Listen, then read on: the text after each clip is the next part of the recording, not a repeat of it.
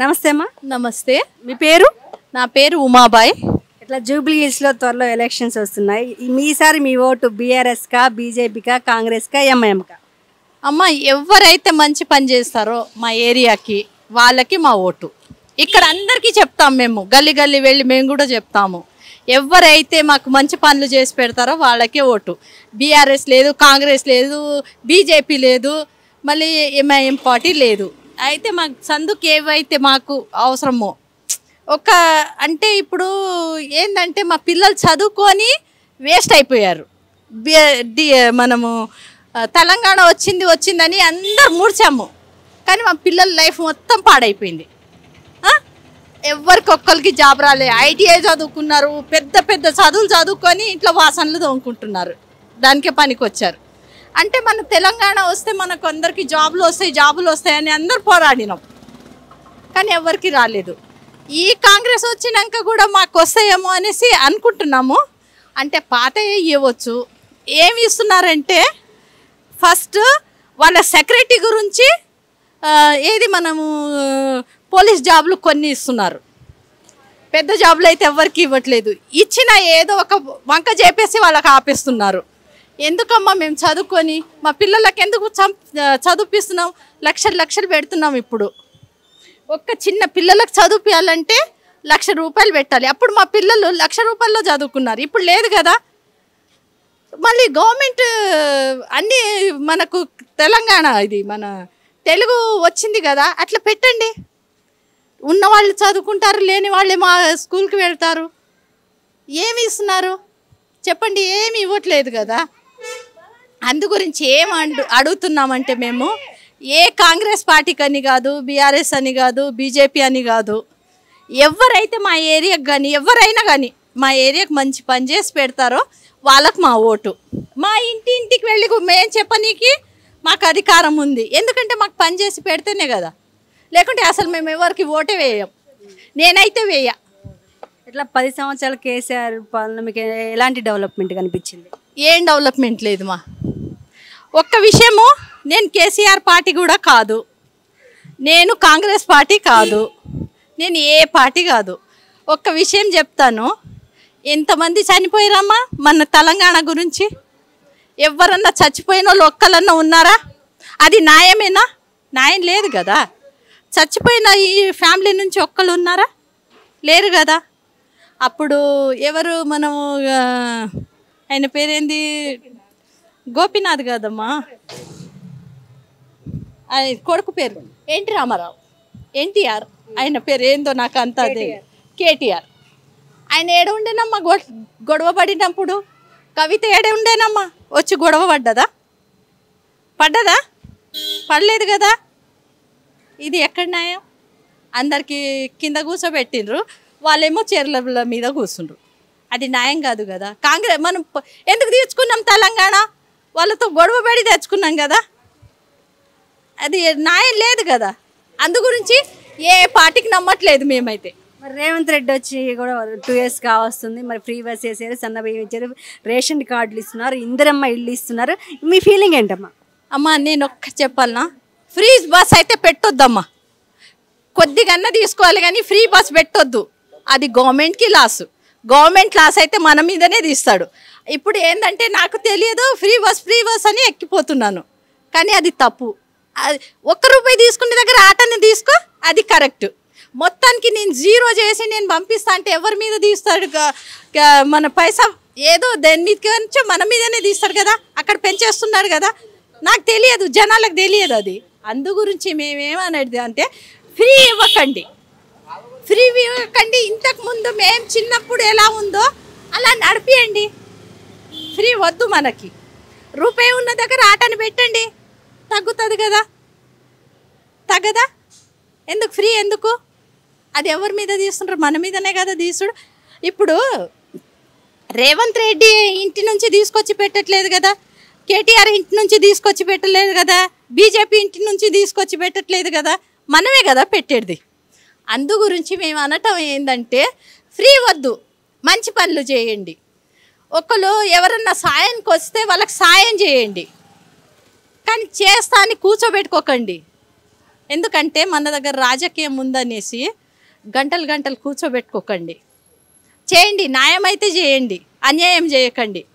ఉన్న వాళ్లకు న్యాయం చేస్తేనే కదా వాళ్ళు నీకు గుర్తుపెట్టుకుంటారు.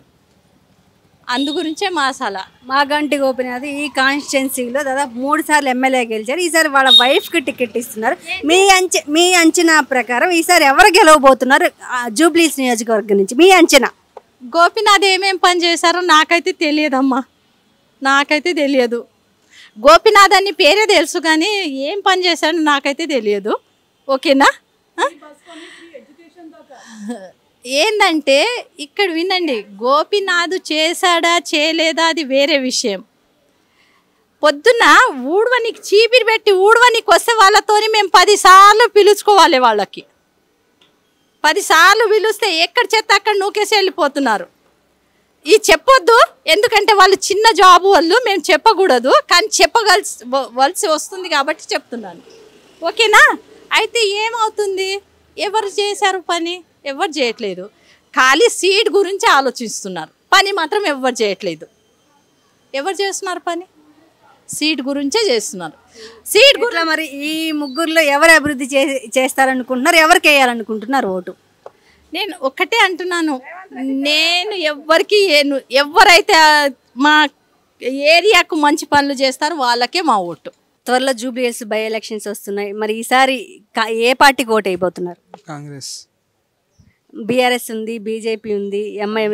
ఎందుకని కాంగ్రెస్కి? అందరు కాంగ్రెస్ ఇస్తాం మా బస్తీలో అంతే. బీఆర్ఎస్ 10 సంవత్సరాల గవర్నమెంట్ ఆల్రెడీ చేసింది. మరి ఎందుకు అంటే బీఆర్ఎస్ పథకాలు ఎలా ఉన్నాయి, కాంగ్రెస్ పథకాలు ఎలా ఉన్నాయి?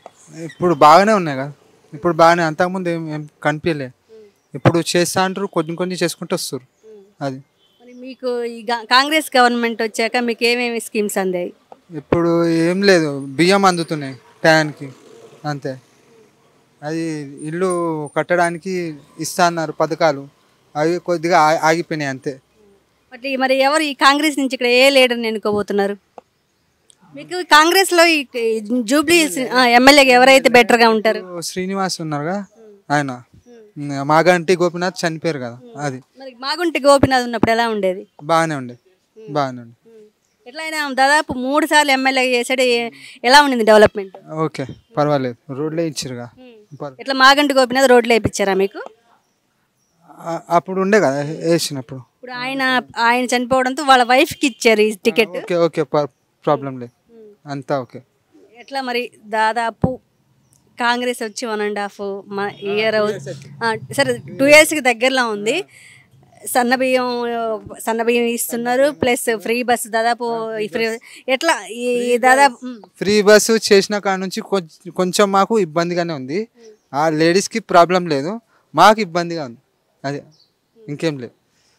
ఎట్లా మీ చుట్టుపక్కల కావచ్చు మీరు?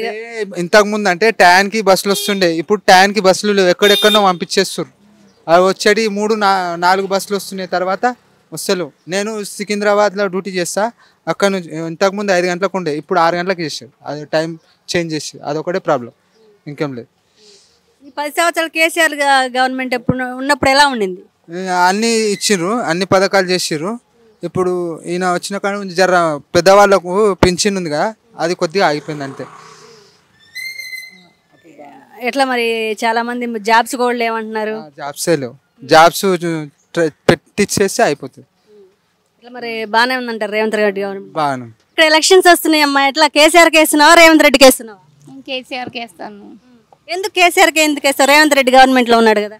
అంటే మేము ఫస్ట్ నుంచి కేసీఆర్కి వేసినాము, అందుకనే కేసీఆర్కి వేస్తాము. ఇట్లా జూబ్లీ హిల్స్లో మాగంటి గోపినాథ్ గారు చనిపోయిన తర్వాత వాళ్ళ ఆవిడికి బీఆర్ఎస్ సీట్ ఇవ్వడం జరిగింది. ఇట్లా మాగంటి గోపినాథ్ గారిని 3 సార్లు ఎమ్మెల్యే మీరు చూడడం జరిగిందా? చూసినాం మేము, అది పార్టీలకు కూడా వెళ్ళినాము. ఎట్లా మరి మాగంటి గోపినాథ్ గారు ఉన్నప్పుడు ఎలా ఉండింది జూబ్లీ హిల్స్? బాగానే ఉంది. మరేంటి మరి రేవంత్ రెడ్డి వచ్చాక సన్నబియ్యం ఇచ్చారు, ఆడవాళ్ళకి ఫ్రీ బస్ ఇచ్చారు, మరి కాంగ్రెస్ వద్దనుకుని బీఆర్ఎస్కి వేస్తామంటున్నారు. అంటే కేసీఆర్ కూడా బాగానే చేసిండు కదమ్మా, అందుకనేసి మేము కేసీఆర్కి వేస్తాము. మరి రేవంత్ రెడ్డి వచ్చాక పథకాలు వస్తున్నాయా మీకు? మాకు అసలు ఇల్లే రాలేదు, ఇల్లుకి అప్లై చేసినాము, ఇంకా ఇల్లు రాలేదు. నాకు ఇల్లు గురించి చూస్తున్నా, రేషన్ కార్డ్ అయితే ఉంది. మరి సన్నబియ్యం ఇస్తున్నారా? ఇస్తున్నారు, సన్న బియ్యం అయితే ఇస్తున్నారు. మరి కేసీఆర్కి ఎందుకు వేస్తున్నారు, రేవంత్ రెడ్డికి ఎందుకు వేయట్లేదు? డిఫరెన్స్ ఏంటి? డిఫరెన్స్ అంటే మేము ఫస్ట్ నుంచి నాకు వేసినాము, అదే అలవాటు. ఇక ఆయన గురించి సరిగా తెలియదు. మరి మాగంటి గోపిని గారు చనిపోయినాక వాళ్ళ వైఫ్ సునీత గారు నుంచి ఉన్నారు, ఎట్లా మరి ఈసారి ఓటు ఎవరికి మీకు? నేనైతే కేసీఆర్కే వేస్తాను. త్వరలో జూబ్లీస్లో బై ఎలక్షన్స్ వస్తున్నాయి, ఈసారి మీ ఓటు ఎవరికి వేయబోతున్నారు? నవీన్ యాదవ్, జై నవీన్ యాదవ్. నవీన్ యాదవ్కే వేస్తాం ఓట్. ఇట్లా బీఆర్ఎస్ ఉంది, బీజేపీ ఉంది, ఎంఐఎం ఉంది, ఎందుకని నవీన్ యాదవ్కి? అంటే అతను చాలా బాగా చేస్తాడు అండ్ హోప్ కూడా ఉంది చాలా చేస్తాడని చెప్పి మేమైతే ఓట్ నవీన్ యాదవ్కే వేస్తాం. ఇంకా కాంగ్రెస్ నవీన్ యాదవ్కి టికెట్ ఇవ్వలేదు, చాలా అనుకుంటూ ఉన్నారు. మరి ఏంటి దాదాపు 10 సంవత్సరాల కేసీఆర్ పరిపాలన డెవలప్మెంట్స్ ఏమి ఉన్నాయి? నవీన్ యాదవ్కి ఇవ్వాలని చెప్పి అయితే ఎక్స్పెక్ట్ చేస్తున్నా, ఇస్తారని అనుకుంటున్నా. మరి ఇస్తే కాంగ్రెస్కి ఓట్. బీఆర్ఎస్ ఉన్నప్పుడు ఎలా ఉండింది, రేవంత్ రెడ్డి వచ్చినప్పుడు ఎలా ఉంది? బాగానే ఉంది, ఇంకా కొంచెం రేవంత్ రెడ్డి చేస్తే ఇంకా బాగుంటుందని ఎక్స్పెక్ట్ చేస్తున్నా. మరి కేసీఆర్ ఉన్నప్పుడు ఏమైనా డెవలప్మెంట్స్ కానీ ఏమైనా పనులు కానీ స్కీమ్స్ కానీ చూసారా? చూసాను, గవర్నమెంట్ హౌస్ ఇవే చూసాను, బాగానే ఉంది. ఇంకా కొంచెం రేవంత్ రెడ్డి చేస్తే కూడా బాగుంటుందని ఎక్స్పెక్ట్ చేస్తున్నాం. కేసీఆర్కి రేవంత్ రెడ్డి డిఫరెన్సెస్ ఏంటి? చాలా ఉన్నాయి, కానీ మేబీ నాకు అనిపిస్తుంది ఇంకా రేవంత్ రెడ్డి చేస్తాడేమో తర్వాత. మేబీ ఇంకా 2 years ఉంది కదా గవర్నమెంట్కి, సో అనుకుంటున్నా చేస్తారేమో అని చెప్పి తర్వాత.